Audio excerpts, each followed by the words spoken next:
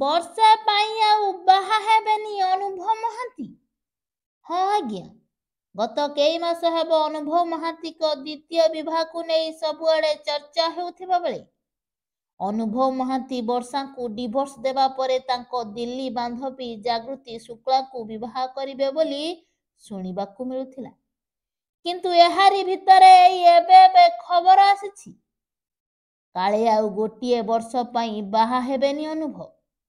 କାହିଁକି ନା ଗତ 6 ଦିନ ତଳେ ଅନୁଭବ ମହାନ୍ତିଙ୍କ ବାପା ଶ୍ରୀ ଅଭୟ କୁମାର ମହାନ୍ତିଙ୍କ ଦେହାନ୍ତ ହୋଇଥିବା ବେଳେ ହିନ୍ଦୁ ରୀତିନୀତି ଅନୁସାରେ ଗୋଟିଏ ବର୍ଷ ପାଇଁ ହୋଇପାରିବନି ବାହାଘର। ଯେଉଁମାନେ ଅନୁଭବଙ୍କ ଦ୍ୱିତୀୟ ବିବାହକୁ ଅପେକ୍ଷା କରିଥିଲେ ସେମାନେ ଆହୁରି ଗୋଟିଏ ବର୍ଷ ଅପେକ୍ଷା କରିବାକୁ ପଡ଼ିବ। ଏମିତି ନ୍ୟୁଜ୍ ପାଇବା ପାଇଁ ଚାହୁଁଥିଲେ ସବସ୍କ୍ରାଇବ୍ କରନ୍ତୁ RJ ନ୍ୟୁଜ୍।